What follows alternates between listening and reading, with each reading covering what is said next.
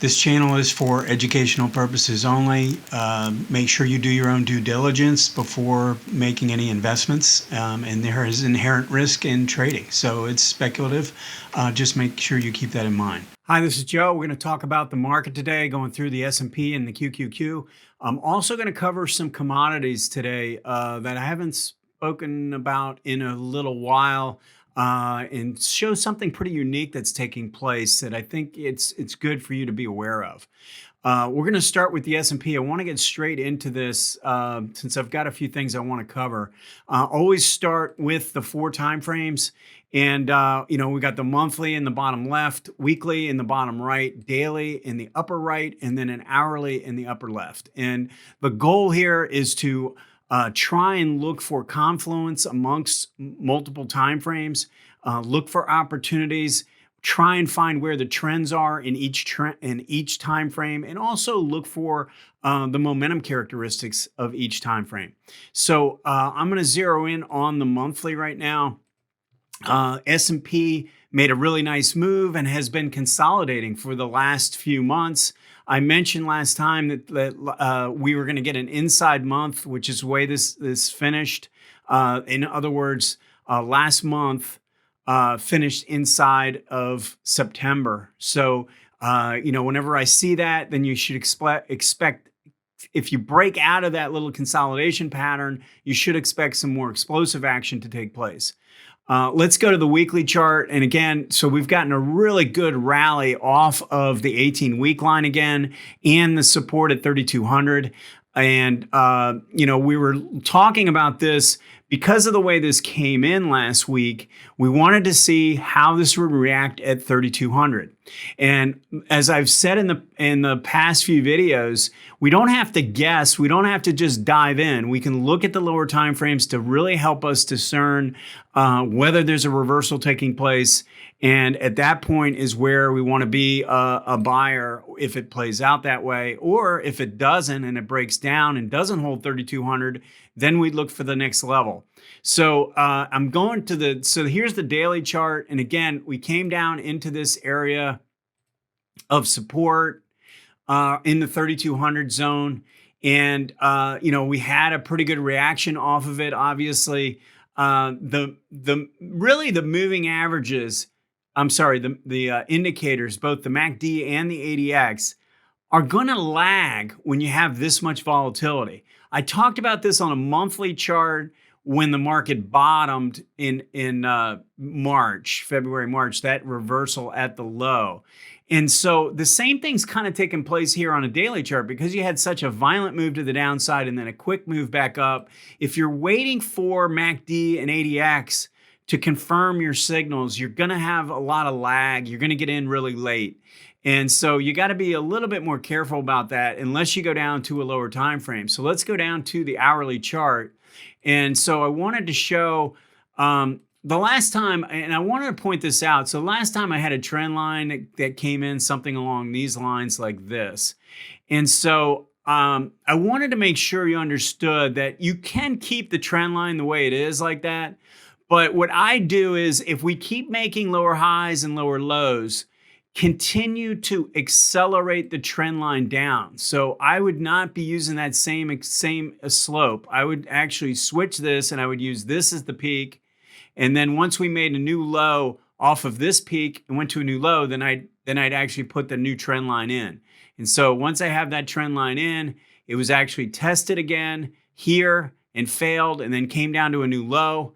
And then look at the reversal that took place. So again, out of my book, I talk about a 1, 2, 3 change in trend. This is something that you really need to learn and understand if you want to get a better idea of how to look for reversal patterns. You got to learn this 1, 2, 3 reversal. So break of the trend line is 1, and then you come down and test the low, and the test can be like a 50% retracement. And as I mentioned in the book, sometimes it's only a 33% retracement, which is probably what this is taking place here. And then once you take out the high to the upside, the trend is reversing back to the positive side. And so that's really what we've seen. again, we go back to the daily chart. So we're looking at these corrections back to key support areas. And then you want to go down to a lower time frame to determine whether this trend is switching, reversing back to the upside. Instead of trying to wait for this to take out this peak back up here, you can look at the hourly trend and look for a reversal pattern, and you're going to have a much bigger edge than someone that's only looking at a daily chart. So I think this is, just trying to use, and what I've talked about several times is the 18 in all the different time frames. Look at how the stock is reacting around the 18. So it got back above the 18 on the hourly right here and pulled back and held in support and found support at the hourly 18 and then turned up. And so I think if you're constantly looking at the 18 in each time frame, I think it can be a very, very useful tool. Obviously, we're working our way back up towards the highs. Let me go back to the weekly. So we're back up against the highs now. And so how this reacts here, 3,500, 3,520, something like that, to me is pretty important. I wouldn't be surprised if we get a little bit of sideways action here before it attempts to break out. I think it would be healthier if it did it that way.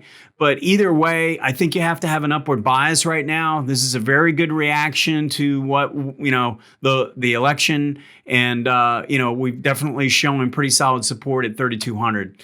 Let's go to the Qs. Again, looking at multiple time frames in the Qs. And same pattern on the monthly chart. If you look at that monthly chart, you have the same pattern. You have an inside month last month relative to September. And we're still kind of in a pause, or we're potentially looking at breaking out of this little pause area. If we do, then you have to sort of look at this in a bullish fashion for now. The weekly chart, same thing, came down to the 18-week line, found support, and it's starting to emerge on that. And the same concept applies to the Qs. When volatility is expanding on any particular time frame, then you have to realize that the MACD and the ADX will lag the signals. They are going to lag some. So we got to look at price support and the price action and price support, and then again go down to a lower time frame. If we go down to the hourly, I've already accelerated the trend line so you can see the trend line break. This didn't pull back all that much. This was kind of a tough setup because of the way you didn't even really get a third of a retracement after breaking the downtrend line. Sometimes it happens that way, and you just sort of have to accept that. This approach and what I'm doing, it's not perfect. Sometimes you're gonna miss some moves, and you just have to accept that. But you're still better off going down to a smaller time frame to be able to see what's taking place and noticing the fact that the 18 is turning on the hourly and it's crossing back above the 40. All of that is really useful information on this price structure. And the fact that the ADX is very strong right now is good supporting evidence. Okay, I want to go into and look at a few other things. So for a while now, I'm going to switch this to a weekly chart, and I am going to switch this chart, and I want to go back in time a little bit. Actually, I just want to give you more history. So I wanted to show, here's the gold chart. And if you notice where this was breaking out of this base, way back here early in the mid part of 2019, look at what the volume was doing.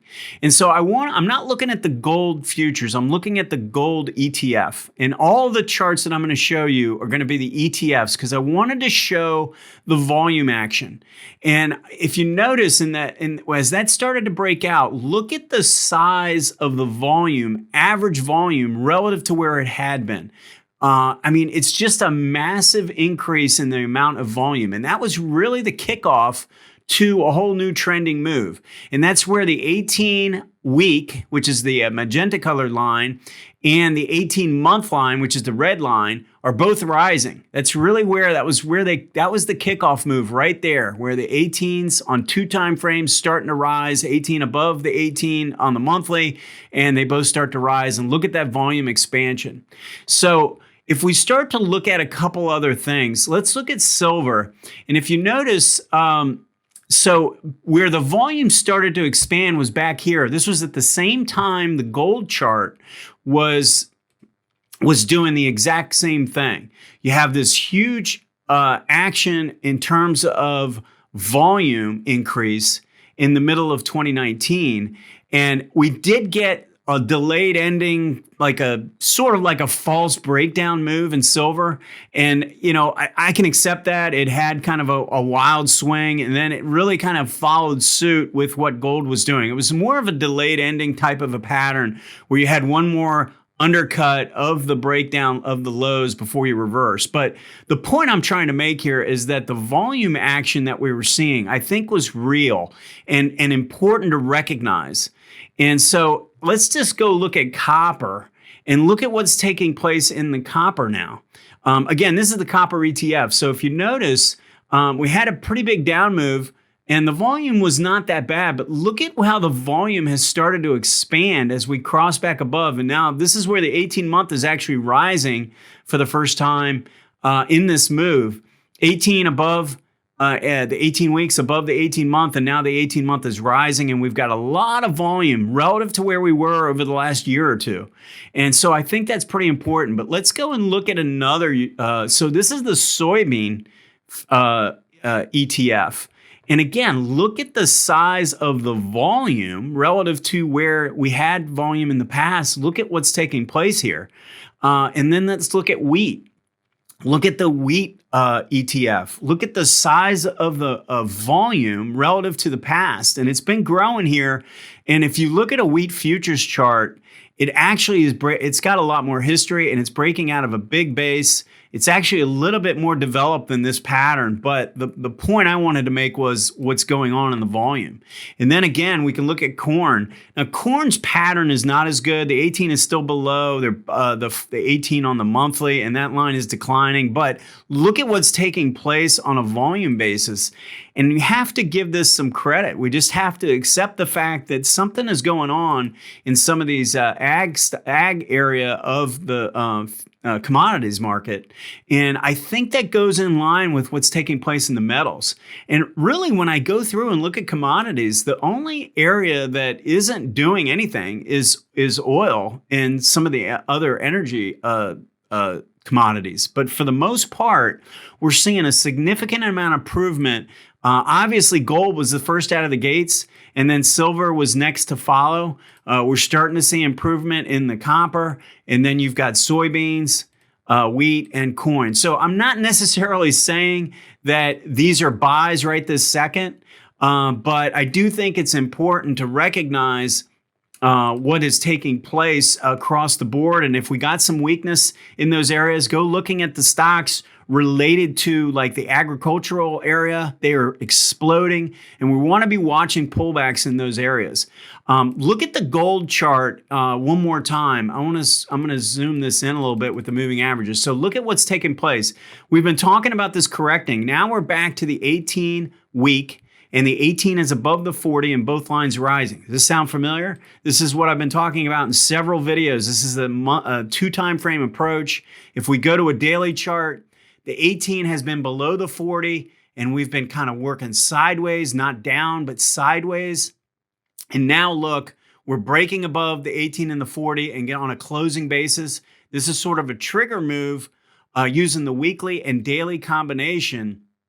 This is a trigger move for gold as a buy signal again.